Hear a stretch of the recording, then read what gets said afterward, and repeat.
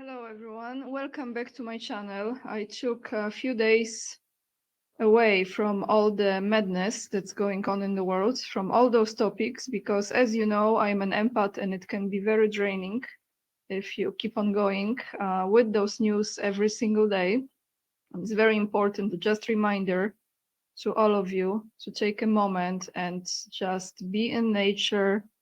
If you have animals, just be with your dog, be with your cat, be with your loved ones. And if you're an artist and you like to create, just keep on creating anyway. Just try to find a way to go where is a beautiful place, beautiful energy, and just enjoy simple things without focusing on this craziness too much.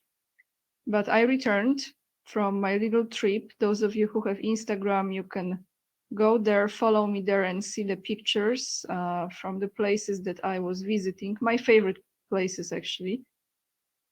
And today I want to bring to you a topic that I'm sure some of you already heard of, some of you haven't, but I think there is a very high possibility that the Antichrist, who you're gonna see in a few minutes, might create another tension, and I will explain what I mean after I play part of this interview for you. But before we go there, I would like to say thank you to James, Lynn, Margaret, Jim, Lawrence, Dennis, and Herman. Thank you so much for your donations on PayPal. I really, really appreciate, guys. And thank you to everyone who is becoming my Patreon supporter. It keeps me going. It helps my channel very much. And that's why I can continue my work as well. So let's go to this interview. This will be from Ben Shapiro's YouTube channel, someone who I don't follow, I don't watch. I really don't have any interest in what he has to say. But this is an interesting statement from the person that he's interviewing, and that's Netanyahu. As probably he's very well paid by that government from Israel to, be promoting it. As you know, lately that's the whole project. I think you can get paid $7,000 for a post. I think, if I'm not mistaken, it's for a post. So pretty good money, isn't it? A lot of people have to work really, really hard to just survive, and then you just promote certain country and you get really easy money, isn't it?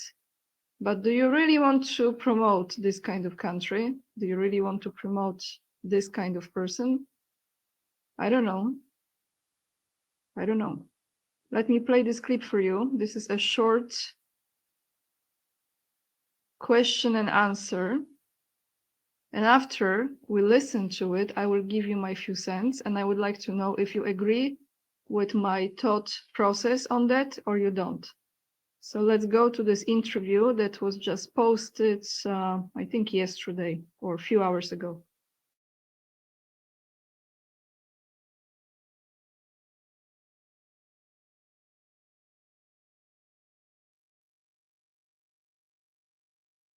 Now, speaking of the end of the war, obviously we've seen an enormous shift in public opinion, particularly in the United States, against Israel, rising anti-Semitism as a facet of that. And that has raised a lot of questions for Americans about the relationship between America and Israel. The Vice President of the United States, J.D. Vance, gave a fascinating speech back in May of 2024 at the Quincy Institute, where he took kind of a hard-nosed look at the relationship between the United States and Israel. And the case that he made for the relationship between the United States and Israel was based on what he called America First interest, the idea that Americans come first in America's own interest, which of course is true.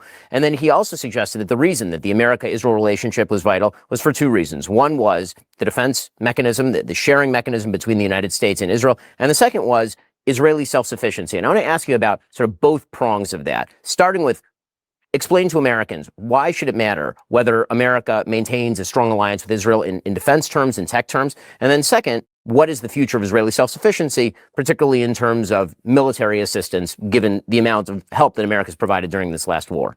Well, let me first start with the America First. That's a natural position. It would be unnatural to have a different position.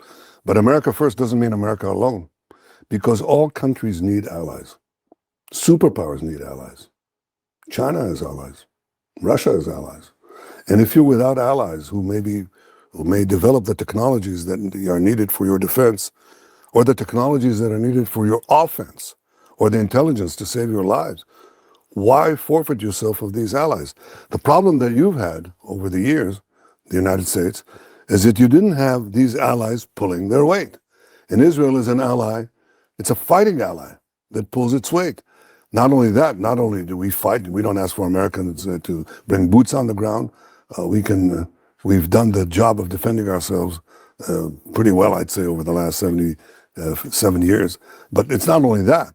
We've also defeated enemies who are your enemies who are trying to develop intercontinental ballistic missiles armed with nuclear warheads to attack your cities. That's what Iran was doing. We just knocked out Iran. Also with, as I said, with President Trump's very judicious and pointed assistance. It didn't start World War III. Didn't require, thousands of Americans to die or to go to Tehran. No. We had exactly the right alliance in which we shared the labor, and we achieved this neutralization of Iran, which could blackmail every American city. People probably don't believe it, right? They don't believe it. Oh, we're far away, right? No, you're not. Iran is developing now ballistic missiles that are intercontinental ballistic missiles for 8,000 kilometer range. What does that mean? They add another 3,000 kilometers, and they've got under their atomic guns, in New York City, in Target, Washington, Boston. Aż do 50% zniżki na wszystko na jesiennej wyprzedaży Beliani. Kup teraz na Miami, Mar-a-Lago. Okay? So that is a very great danger. You don't want to be under the nuclear gun of these people who are not necessarily rational and who chant death to America. So I think Israel has played a very important part in pushing that threat away. But the other thing is the technologies. Iron Dome, Israel developed it, share it with America. Arrow missiles, they shoot these missiles from the sky way, way up in altitude, developed by Israel, co-shared with America. The same thing with Trophy. That's a system to protect your tanks, okay? So if somebody shoots anti-tank weapons at them, saves the tanks. These are very important weapons on the battlefield. That's defensive weapons. What about offensive weapons? Well, I can tell you we shared it with America, but I can't share it with you, okay? The most advanced offensive weapons on the planet, things that none of the superpowers have, developed by Israel, shared with America. That's very important because, you have to be strong. Everybody understands that. That's what President Trump says, and he says it correctly. Peace through strength. You got to be strong in order to get the peace. So Israel helps with offensive and defensive technologies, but also Israel helps with intel. Did you hear what General Keegan said? Familiar with the stat? I'm not. No? Okay, so let me go back to the cities that he has mentioned. Let me find it again, because in my opinion, he is pretty much revealing what they are planning to do. And then blame it on another country. That's how I'm perceiving this. I'm sure I'm not the only one. Just to escalate the tension and the conflict and go into war in the Middle East region on a full scale, because they are poking all over the place, as we know. And I'm not even going to say about Gaza anymore, because this is just too much at this point. And today we have, guys, 2 years anniversary of this entire situation that is just pure genocide at this moment, what's going on there. And I have to say, when I'm looking at him, my first question is, he's not acting on his own. Who controls him? This is my question.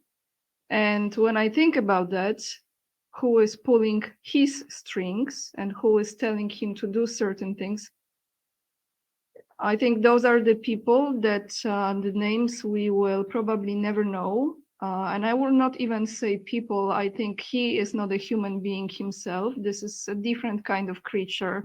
And I mean it literally. This is reptilian, Draco, or some other being that is very, very low frequency. And he is controlled by similar to him, maybe even more lower vibrational beings. That is not someone who is acting on his own. So I'm not even sure if it's Rockefellers or Rothschilds or all those 12, 13 families. I know that someone in that bloodline is for sure pulling his strings.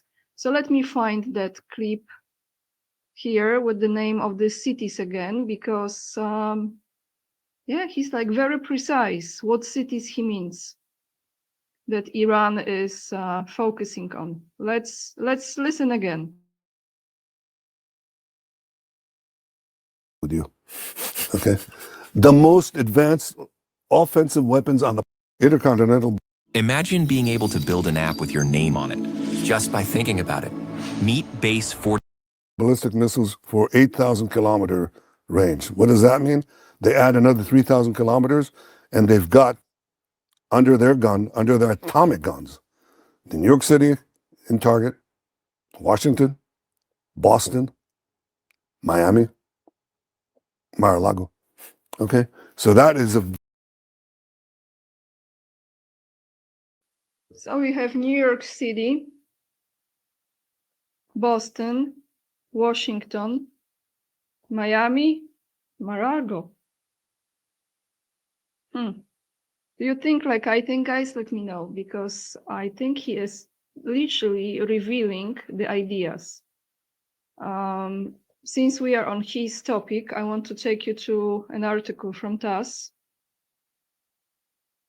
Putin's birthday, I believe, is today, but also today, Putin holds phone call with Netanyahu. This is actually, sorry, this is from yesterday. The article is from yesterday. I think today is Putin's birthday.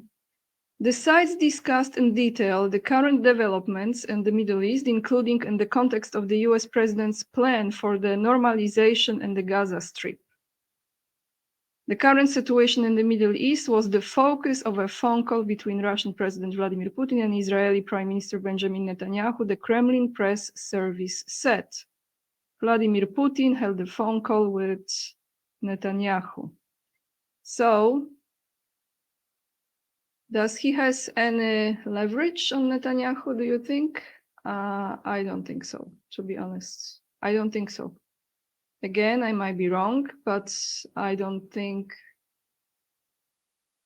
he has too much to say in this Antichrist situation. So since we are on Netanyahu, let's go to another video I came across, how demonic, evil, and absolutely not human-like that creature is. We know already. Look at Gaza and other situations. But here I'm going to show you a clip I came across a few days ago. And that is more about his personal life, which again is a testimony for what kind of person you are, what is your moral code, what are your ethics, etc., etc. So, of course, we've seen enough already. We know what kind of creature. But this is on a very, let's say, social level scale, which shouldn't be surprised anymore. So let's take a look, a different kind of video. What kind of man he is that he pretends to be a man.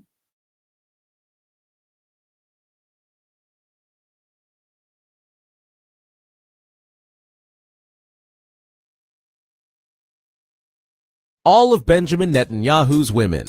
1. Miriam Mickey Weitzman, 1972 to 1978. Netanyahu met Miriam during his military service in Jerusalem. She lived near his brother Yoni, whose apartment Bibi often stayed in. The two eventually moved to the U.S. together. She enrolled at Brandeis University while Netanyahu studied at MIT. The two tied the knot in 1972. They looked like Israel's next power couple. Miriam gave birth to their daughter Noah on April 29, 1978. But while she was pregnant, Netanyahu was already cheating. He'd met a blonde British student named Fleur Cates at the MIT library. Miriam found a blonde hair on his suit and confronted him. Their marriage collapsed soon after. 2. Fleur Cates, 1981 to 1984. Netanyahu married his British mistress in 1981. She converted to Judaism before the wedding, but the relationship that had destroyed his first marriage didn't last long either. Reports say Netanyahu was unfaithful to Fleur as well. 3. Sarah Ben-Artzi, 1991 to present. Netanyahu met Sarah while she was working as a flight attendant for El Al. He turned around to check her out as she passed by him on the plane. She was already pregnant when they got married. Some former aides claim she trapped him into marriage. They had 2 sons, Yair, born in 1991, and Avner in 1994. Sarah has had her own scandals. In 2019, she was convicted of misusing state funds to order luxury catered meals. She was fined over $15,000. Despite everything, the couple remains married. But Netanyahu hasn't exactly been faithful. 4. Ruth Bar, 1993. While married to Sarah, Netanyahu began an affair with his PR advisor, Ruth Bar. Ruth was married too. Hidden cameras reportedly caught them in a compromising situation. When political opponents got hold of the footage, they threatened to release it. They demanded that Netanyahu quit the Likud leadership race. He went on live TV and confessed to the affair. The moment became known as BBgate. Ruth's husband filed for divorce immediately after. Sarah gave an interview where she called Ruth a depraved woman. She came on to my husband. You show me one married man who would not go along. All of Benjamin Netanyahu's women.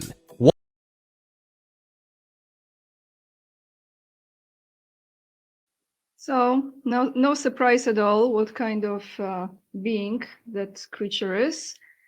And I think that's all I have for you today, everyone. Let me know your thoughts on that as far as the city targets he was mentioning. It's kind of like Ukraine operates, right? The same script. Create a drone situation, create some explosion, create some disaster and blame it on Russia. Now we have another thing and blame it on Iran. I don't know. That's just what I think. I will attach the links down below in the description box. And thank you so much for watching. I hope you're still here with me after a few days of my break. We all need it. We all need it, guys. So I hope you take care of your mental health as well and your well-being and your energy, because that will help you survive those crazy times. So thank you so much for watching. If you appreciate the content, hit the thumbs up, subscribe, and let me know in the comments down below. And if you choose to support my work, the best way is to become my Patreon supporter or just donate on PayPal. You can also become the member of this channel. If you have Instagram, follow me there. You can see my travels, and it's AniaK_44. And with this being said, lots of love. And remember, we are the leading edge and we are saving humanity. And I see you in another video. Bye, guys.